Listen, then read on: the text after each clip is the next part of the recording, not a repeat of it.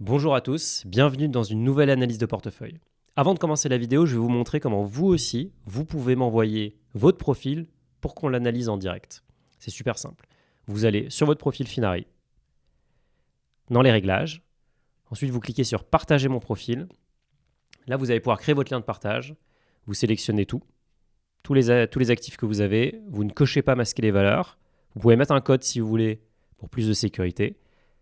Vous cliquez sur Suivant. Ensuite, vous avez votre lien de partage. Ce lien de partage, vous le mettez dans le formulaire qui est dans la description de cette vidéo avec une description de votre objectif. Vous nous l'envoyez et ensuite, toutes les semaines, on tire au sort un profil. Et ça sera peut-être vous dans la prochaine vidéo. À tout de suite. C'est parti pour cette analyse du maçon qui investit 3 000 € par mois. Patrimoine brut et net 295 000 €, donc pas de dette pour notre utilisateur. 75% actions et fonds, donc là clairement on est sur quelqu'un qui a des objectifs très ambitieux. Un peu de fonds euros, un peu de crypto, très peu de livrets, très peu de comptes bancaires. Ok, ça marche. Profil, célibataire, 37 ans, maçon à Nyon en Suisse. Ça explique les 3 000 € par mois d'investissement. Objectif, mon objectif est d'avoir 1 million placé en ETF. Alors tu ne me dis pas quand. Et tu ne me dis pas quelle devise, mais bon, a priori on va dire 1 million d'euros. Stratégie. J'investis depuis juin 2020 suite à la vente de ma résidence principale. Ok, je pense qu'il y a beaucoup de monde qui a commencé à investir pendant le Covid en 2020. J'ai une capacité d'épargne de 3 000 € par mois. Ça, c'est énorme. Donc, trop bien. Clairement, les salaires suisses, l'effet suisse. En action, j'investis selon les conseils d'Edouard Petit. Edouard Petit, épargnant 3.0. Excellent contenu. Si vous voulez vous former aux ETF, vraiment, je vous conseille la chaîne d'Edouard. Il a aussi écrit un bouquin. Franchement, il est génial. D'ailleurs, il en parle. Et de son bouquin, Créer et piloter un portefeuille d'ETF. Trop bien. J'ai aussi investi 10% de mon capital en crypto sur 5 projets avec l'objectif de récupérer du cash pour alimenter mes ETF. Ok, tu prends du risque, on va regarder les projets. Je passe aussi minimum 1 heure par jour à lire des livres sur la finance.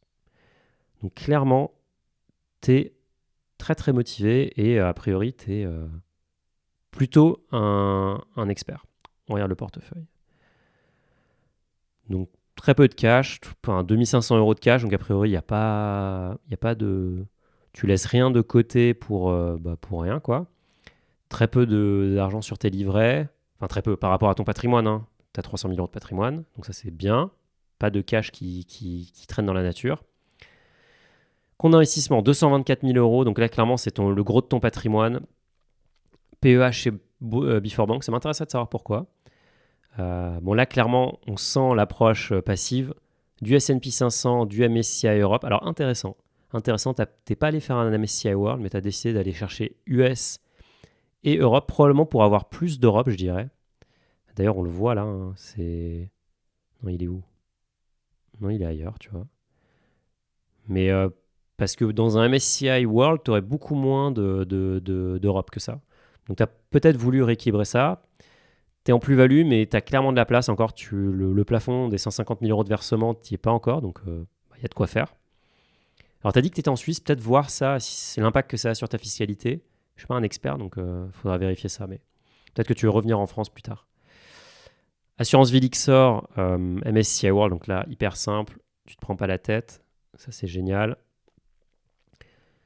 Nalo, super produit, avec pas mal d'ETF pour le coup, 40 000 €. Encore un Nalo. Quoi d'autre? Lynxea Spirit, ok. Alors là, il y a quand même un truc qui m'interpelle, c'est que, bon, a priori, tu connais très bien le sujet, tu passes 1 heure par jour à lire des livres de finance, tu as lu le livre d'Edouard qui est hyper clair. Pourquoi faire de la gestion pilotée chez Nalo? C'est vraiment pas du tout contre Nalo, hein, que je dis ça. Mais chez Nalo, tu vas payer à peu près, on va regarder, Nalo frais, tu vas payer 1,65 par an pour l'ensemble, donc l'assurance vie, la gestion pilotée et les fonds, les unités de compte. Maintenant, toi, en somme, tu n'as pas besoin de la gestion pilotée qui coûte 0,60, je dirais. Donc, est-ce que tu peux pas économiser ces 0,60 et aller chercher plus de rendement et donc atteindre plus vite le million d'euros? On va voir si tu peux l'atteindre, le million d'euros. Mais j'ai un petit calculateur de frais que je vous ai sorti. Donc là, je mets 10 000 euros au départ. On va dire que le capital augmente de 8% par an. Et on va dire que, bah tiens, un Nalo, si je paye 0,1,65% de frais par an, au bout de 30 ans, j'atteindrai 63 000 euros de capital et j'aurais payé 37 000 euros de frais. Peut-être zoomer un petit peu pour que vous voyez mieux. Ok. Mais maintenant, si tu fais la même chose sur ton PEA, donc le PEA, il n'y a pas de frais d'enveloppe, il n'y a pas de frais de gestion pilotée, tu payes que les frais d'ETF, on va dire que les ETF ils vont coûter 0,30% en moyenne. Donc forcément, bah, si on part d'un rendement brut de 8%, bah, 7,7 vont dans ta poche. Et au bout de 30 ans, ça te donne 33, au lieu de 33 000 euros, tu es à 8 000 euros de frais. Donc c'est quand même... tu es à 92 000 euros et je crois qu'avant, tu étais à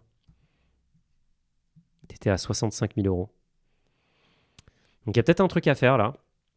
Il y a peut-être un truc à faire. Alors, vu que tu as déjà pris date sur cette assurance vie, tu n'as probablement pas envie de la transférer, mais peut-être que tu peux quand même la voir si tu ne peux pas la transférer. Je crois que Nalo, c'est Generali. Chez Generali, sur un contrat où tu es en gestion libre et donc tu économises les frais.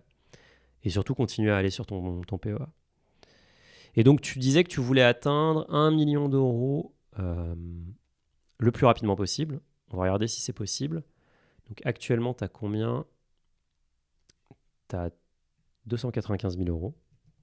Bon, là, c'est en dollars, mais c'est pareil pour notre argument. Tu investis 3 000 par mois, mensuel. On va regarder sur 20 ans ce que ça donne. Vu que tu investis en actions, on va dire que en moyenne, le marché action, c'est 8% par an. Alors, des fois, ça fait plus, des fois, ça fait moins, hein, mais en moyenne, sur le long terme, c'est même plutôt 10. Mais bon, on va rester conservateur, 8.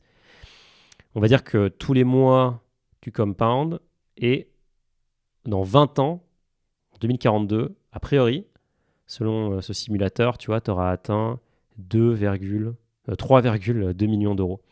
Donc largement plus que ton objectif. Et d'ailleurs, ton objectif, on voit, tu l'atteins ici à peu près en 2030. Donc tu vois, dans 7 ans. Ouais, dans 6-7 ans.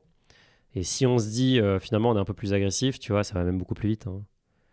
Si on se dit 10% par an, ça sera dans 6 ans.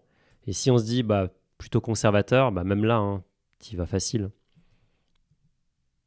Même à 3% si c'est la crise absolue. Donc franchement, tu es super bien parti. Pour atteindre ton objectif, tu as 37 ans, a priori, à 47 ans, tu y seras. Crypto, tu disais que tu voulais prendre des projets pour aller chercher de la perf. Maintenant, ce que je trouve un peu dommage, c'est pas d'avoir les basiques, BTC, Bitcoin et Ethereum. C'est quand même intéressant. On voit que tu es en moins-value sur les projets. Bon, peut-être que tu y crois et que du coup, tu penses que tu as un avantage. Cosmos, ouais, tu es quand même en plus-value. Mais peut-être avoir les classiques quand même. Tu as du fonds euro, c'est intéressant. Est-ce que c'est peut-être pour avoir un petit buffer ? Maintenant, ce qui me manque un petit peu dans cette allocation, c'est quand même la partie passif. Tu n'as pas d'emprunt. Tu as vendu ta résidence principale, mais est-ce que tu peux pas aller faire du locatif et utiliser ta capacité d'emprunt et notamment aussi ce cash que tu as là, 30 000 euros, pour aller faire un apport et aller acheter des appartements ou faire de la SCPI à crédit si tu n'as pas envie de t'embêter. Mais je pense qu'il y a quelque chose à faire. En tout cas, ton objectif du 1 million d'euros, tu es super bien parti. Et si tu continues à suivre les bons conseils d'Edouard, je pense qu'il n'y a aucun souci pour toi. Voilà, c'est la fin de cette vidéo. J'espère qu'elle vous a plu et j'espère qu'elle a été utile pour votre stratégie patrimoniale. Si vous voulez voir d'autres analyses, ça se passe par ici. Et sinon, je vous donne rendez-vous dans une prochaine vidéo. À très vite.